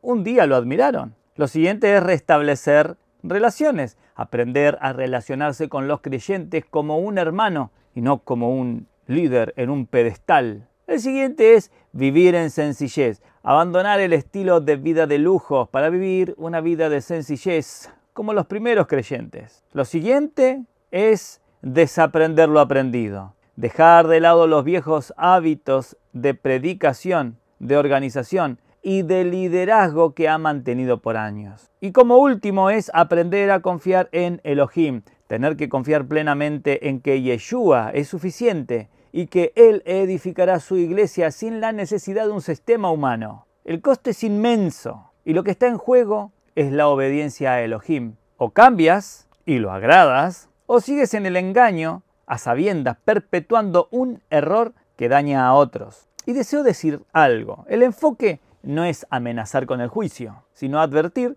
de las consecuencias naturales y dolorosas de la desobediencia. Es decir, esta desobediencia trae a nuestra vida y a la de otros. La idea es mostrar que la verdad de Elohim no es un capricho, sino un mapa para evitar el dolor. Y es que la desobediencia a la luz que se nos ha revelado resulta en un camino de sufrimiento que nosotros mismos estamos construyendo. Hermanos, la Biblia es clara. Si bien Elohim es un Elohim de amor, su palabra nos enseña que ignorar la verdad que Él nos ha revelado tiene consecuencias graves. No se trata de una venganza divina, sino de un principio espiritual. Es como si ignoras las leyes de la gravedad. Si te lanzas de un piso 12, el resultado no es un juicio de la gravedad, sino la consecuencia natural de tu desobediencia a una ley universal. De la misma manera, la desobediencia espiritual no es un capricho de Elohim, sino la consecuencia inevitable de alejarnos de su diseño. Cuando la verdad se nos revela, ya no podemos alegar ignorancia. Elegir el error a sabienda es una rebelión que nos aleja de la presencia de Elohim, nos quita su protección y nos abre la puerta a la confusión y al sufrimiento. La palabra de Elohim no busca castigarnos, sino advertirnos para que podamos evitar el dolor. El libro de los Proverbios, capítulo 13, versículo 13 dice: el que menosprecia la palabra perecerá. Es una advertencia, un llamado a la prudencia. Si la verdad es como una luz para nuestro camino, al ignorarla, elegimos la oscuridad y, como consecuencia, tropezaremos. Quiero aprovechar esta oportunidad para dar 10 ejemplos bíblicos de desobediencia consciente. Consciente. Y la Biblia está llena de advertencia y ejemplo para que no sigamos el camino de aquellos que, sabiendo la verdad, eligieron el error. Estos no son simplemente relatos de castigo, sino ilustraciones del dolor que la desobediencia trae. Y todo esto nos sirve como un recordatorio para evitar el sufrimiento. Mira, hablemos del primero, Caín. Empezamos desde el principio. Sabiendo que la ofrenda de Abel era la correcta, Caín se aferró a su propia ofrenda y a su propia ira. Su desobediencia consciente lo llevó al asesinato de su hermano y a la soledad del destierro. El segundo tenemos al rey Saúl. Sabiendo que tenía que esperar por Samuel para ofrecer el sacrificio, Saúl desobedeció para mantener el control y el prestigio delante del pueblo. Su ego lo llevó a perder el reino, el favor de Elohim y finalmente su vida, porque eligió su propio camino en lugar del de Elohim. Y esta historia la relatamos muy bien en Reflexiones de Reyes, este podcast que hemos creado. Reflexiones de Reyes para tu reforma personal. Hemos hablado del rey Saúl y ahí se extiende esta enseñanza. El tercero es el rey Usías. A sabiendas de que no le correspondía ofrecer incienso en el templo, se atrevió a hacerlo por orgullo. Su castigo fue la lepra, un recordatorio doloroso de que la autoridad en la casa de Elohim le pertenece solo a él. El cuarto, los fariseos eran los más estudiosos de la palabra, pero su conocimiento los hizo ciegos a la verdad de Yeshua. Sabiendo quién era, eligieron la tradición y la comodidad de su posición, lo que los llevó a rechazar la misma verdad que profesaban buscar. El quinto, Ananías y Zafira. Sabían que tenían que ser transparentes de sus ofrendas, pero mintieron al Espíritu Santo para aprender piedad. Su desobediencia consciente no solo era una mentira, sino un engaño a Elohim mismo. Y su castigo fue una consecuencia directa de su hipocresía. El rey Acab, sabiendo que Elías era un profeta de Elohim, Acab se dejó guiar por falsos profetas para su propia conveniencia. La desobediencia de Acab no solo lo afectó a él, sino que llevó a un ciclo de juicio y dolor sobre toda la nación. El séptimo, Elías en el monte Horeb. Elías sabía que Elohim no estaba en el viento, ni en el terremoto, ni en el fuego, sino en el silbo apacible y delicado. Sin embargo, se sentía tan cómodo con su propia forma de operar que le costó escuchar la voz de Elohim y tuvo que ser realineado por él. El octavo es los israelitas en el desierto, una generación entera. A pesar de ver los milagros de Elohim, se negó a entrar a la tierra prometida por falta de fe y rebelión. La consecuencia fue que vagaron en el desierto por 40 años, hasta que la generación desobediente pereció. Su desobediencia no solo les costó bendición, sino que afectó a sus hijos. El noveno es el apóstol Pedro en Galacia. Sabiendo que el Espíritu era para los gentiles, Pedro se retractó por miedo a la presión de los judíos. Pablo lo tuvo que confrontar públicamente, demostrando que incluso un apóstol puede fallar al alejarse o dejarse llevar por el temor y la tradición. Y en el 10º lugar tenemos al rey David. Sabiendo que no debía tomar a Betsabé, lo hizo. Y cuando el profeta Natán le reveló su pecado, él tuvo que arrepentirse. El costo de su pecado fue la muerte de su hijo. Y la espada nunca se apartaría de su casa. Estos casos nos muestran que el saber la verdad no es suficiente. La obediencia y el arrepentimiento son la única forma de caminar en la luz y son el único camino para evitar el dolor que nosotros mismos creamos. Así que quiero compartirte ahora un análisis en 4 partes del texto bíblico para hacer un poco más en forma de estudio teológico. Este es un aporte para contextualizarlo de manera bíblica. Lo primero que haremos será un análisis en el contexto. No solamente coger un texto aislado, sino entender qué dice el contexto. ¿Qué se está discutiendo antes de estos textos bíblicos? Antes de este texto bíblico. Lo segundo es el análisis del versículo, que significa cada una de las frases. No hablo griego, pero procuro comprender desde los orígenes. Así que si me oyes decir alguna palabra en griego y no atino, pues ya ves, es un argentino que intenta hacer algo para ayudar a la comunidad.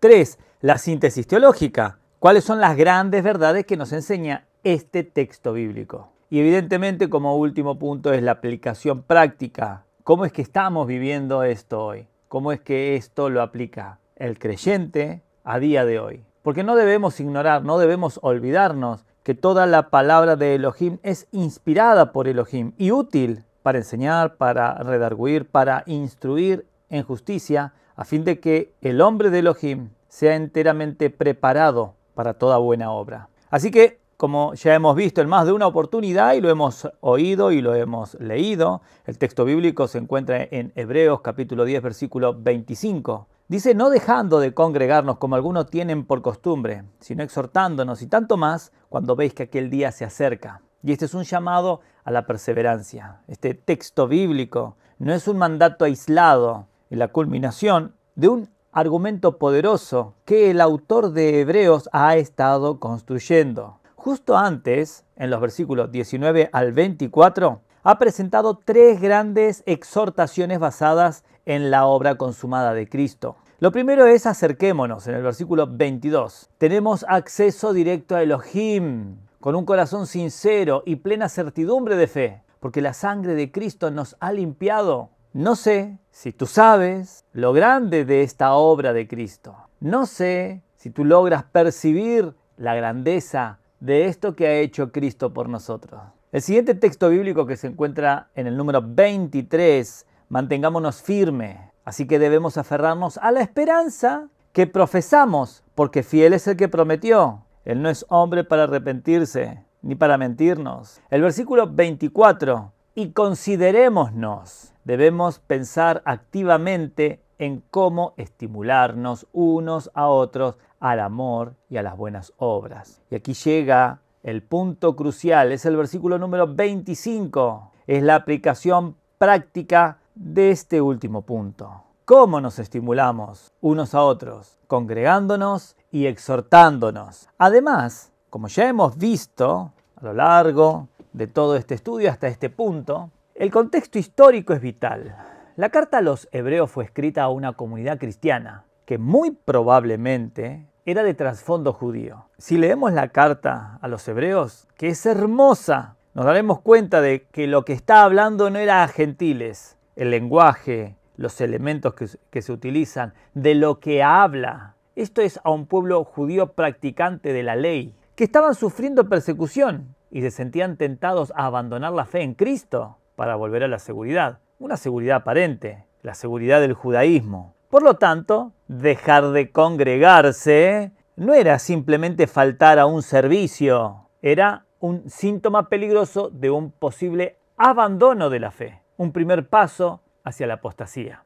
Así que vamos a analizar el texto bíblico. Vamos a desglosar la exhortación. Analicemos cada una de las frases para captar su significado completo. Así que, como ya te lo he dicho, soy un argentino que apenas me es fácil hablar el español, pero lo intentaré con el griego. No dejando de congregarnos en griego, katalekpontes, ten, episinagogen, euton. Así que aquí vamos a la palabra dejando, katalekpontes. Esta palabra griega es muy fuerte.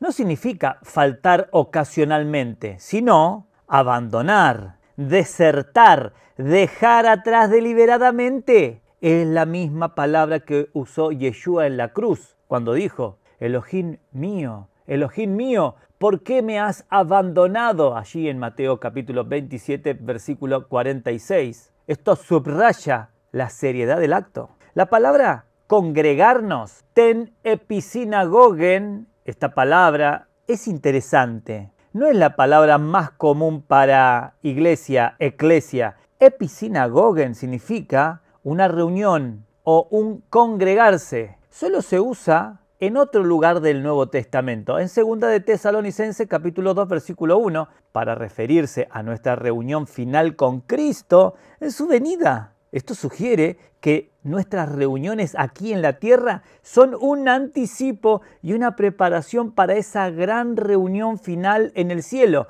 Incluso mismo me atrevo a decir que la malversación, la transgiversación, el mal uso, el ensañamiento con este texto bíblico es para que nos apartemos de esa realidad, de que nos estamos preparando para la gran reunión. Así que vayamos a la otra porción, como algunos tienen por costumbre. En griego, katos etos tisin. Esto nos muestra que el problema no era una hipótesis, sino una realidad pastoral. Ya en la iglesia primitiva, algunos estaban desarrollando el mal hábito de aislarse y abandonar la comunidad. El autor les advierte que no sigan ese peligroso ejemplo. La siguiente palabra, sino exhortándonos. Y esta palabra en griego es aya parakalauntes. Este es el propósito positivo de la reunión. La palabra exhortar, parakaleo, es increíblemente rica. Es la misma raíz de Paracletos, el nombre que Yeshua le da al Espíritu Santo, consolador, ayudador.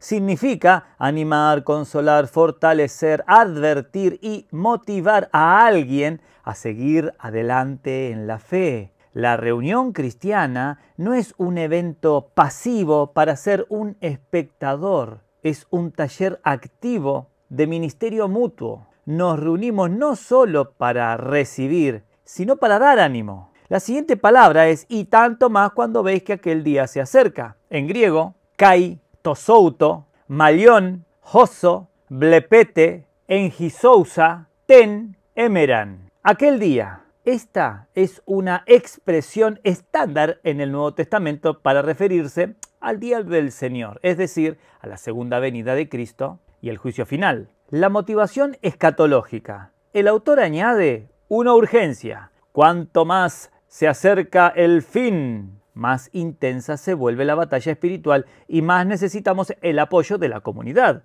La esperanza del regreso de Cristo no debe llevarnos al aislamiento, sino a una mayor interdependencia y compromiso con nuestros hermanos. En cuanto a la síntesis teológica, ¿qué es lo que nos está enseñando esto sobre Elohim y la iglesia? Lo primero es que la iglesia es una comunidad, no una colección de individuos. La fe cristiana no fue diseñada para ser vivida en solitario, por supuesto que no. La reunión es la expresión visible vital del cuerpo de Cristo. Lo segundo es la reunión en un medio de gracia y perseverancia. Congregarnos no nos salva, pero es un medio divinamente ordenado para fortalecernos, animarnos y protegernos del engaño del pecado y de la tentación de abandonar la fe. Es un baluarte contra la apostasía. Tercero, el ministerio es mutuo. Cada creyente tiene la responsabilidad y el privilegio de exhortar a otros. No es solo trabajo del pastor,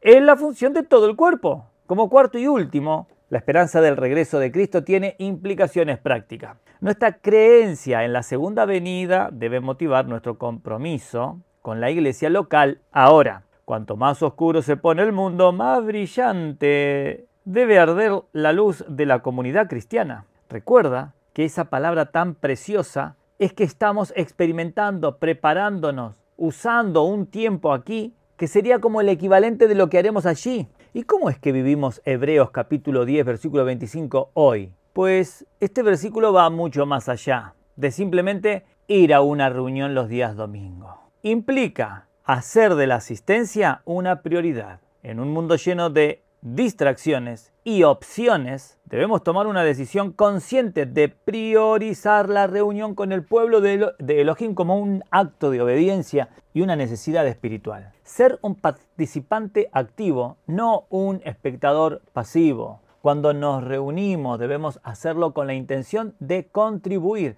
¿A quién puedo animar hoy? ¿Quién parece desanimado? ¿Cómo puedo usar mis palabras y acciones para fortalecer la fe de un hermano o una hermana? Buscar la exhortación y rendir cuenta. Debemos ser lo suficientemente humildes para recibir la exhortación de otros y buscar relaciones en la iglesia donde podamos ser honestos acerca de nuestras luchas y recibir apoyo. Comprender el por qué no nos congregamos por un mero ritual o por obligación legalista. Lo hacemos porque necesitamos la comunidad para perseverar en la fe, porque amamos a nuestros hermanos y porque anhelamos juntos el regreso de nuestro Señor. Así que Hebreos 10:25 es un llamado apasionado a reconocer que la comunidad de la iglesia es el ecosistema divinamente diseñado para que nuestra fe sobreviva y prospere en un mundo hostil. Todo ello a la luz de la gloriosa esperanza del regreso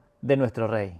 Así que si has estado utilizando este versículo para sentirte culpable por no asistir a una iglesia institucional, o si te lo han usado a ti, quiero que sepas que el corazón de Elohim no es la condena, sino el compañerismo. El punto no es la asistencia, sino la participación en la vida de su cuerpo. La pregunta no es, ¿fuiste a la iglesia el día domingo? Sino, ¿estás viviendo una vida en el cuerpo de Yeshua en comunión con otros creyentes en tu localidad, ministrando y siendo ministrado? Quizás has tomado el texto bíblico de manera errada, creyendo que la salvación dependía de la asistencia, cuando la verdad es que la vida se encuentra en el fluir del Espíritu entre los hermanos. Te invito a que por favor escuches el podcast Renovando el Alma, donde usamos la analogía de la Reforma para responder preguntas sobre la fe y a tener una vida renovada. También puedes escuchar Anclas de Fe, donde hablamos de textos bíblicos que nos motivan e inspiran.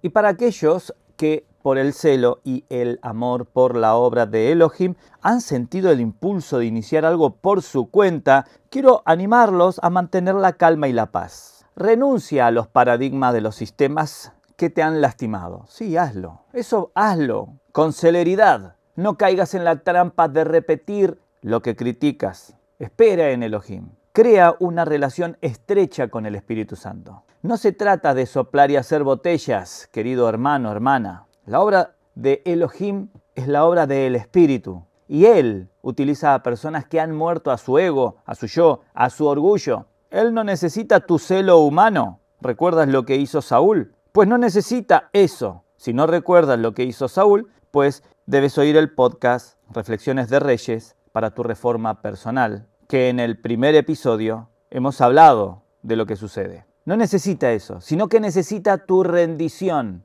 Lee lo que dice Yeshua en Juan capítulo 15, versículo 5. Dice así: yo soy la vid, vosotros los pámpanos. El que permanece en mí y yo en él, éste lleva mucho fruto, porque separado de mí nada podéis hacer. No iniciéis nada por tu propia cuenta. La obra es del Espíritu. Y a estos hermanos llenos de celo le diría: el corazón del hombre es engañoso más que todas las cosas y perverso. ¿Quién lo conocerá? Yo, Yahweh, que escudriño la mente, que pruebo el corazón para dar a cada uno según su camino, según el fruto de sus obras. Fin del texto bíblico en Jeremías capítulo 17, versículo 9 al 10. No confíes en tu propio celo, confía en la guía del Espíritu. La verdadera obra de Elohim no se construye con nuestras manos, sino con su Espíritu. Unidos en ti.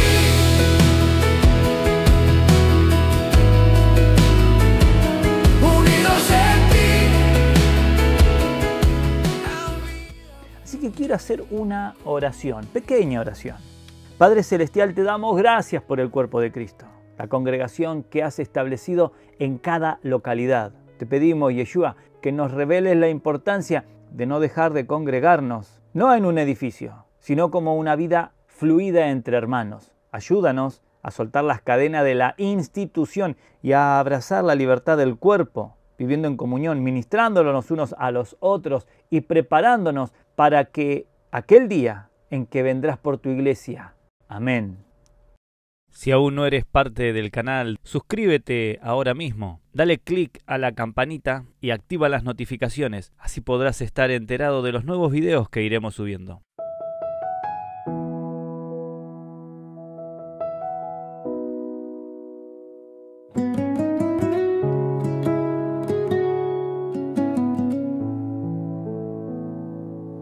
Mi corazón se sentía solo en la travesía,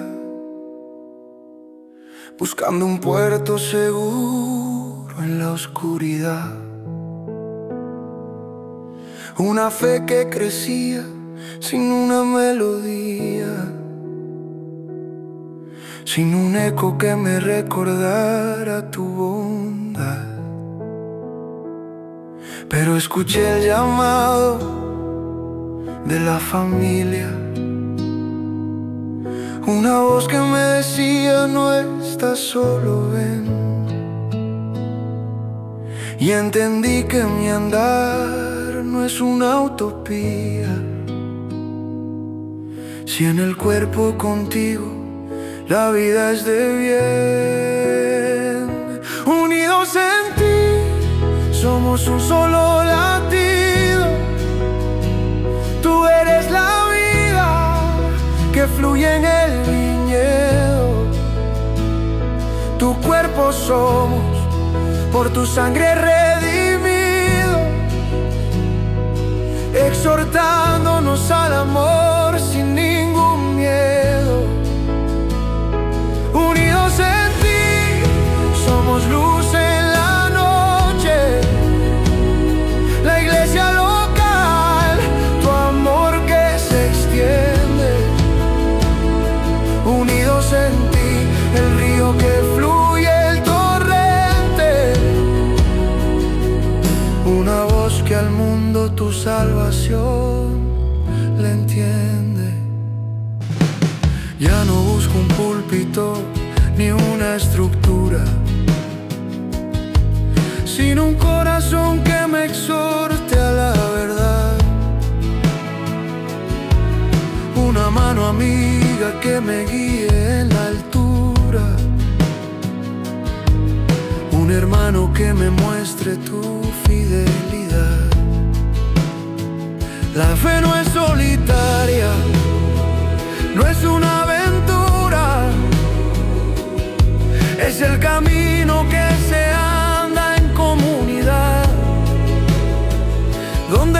hace parte, donde se ve la hermosura de vivir en tu amor, en tu pura intimidad. Unidos en ti, somos un solo latido.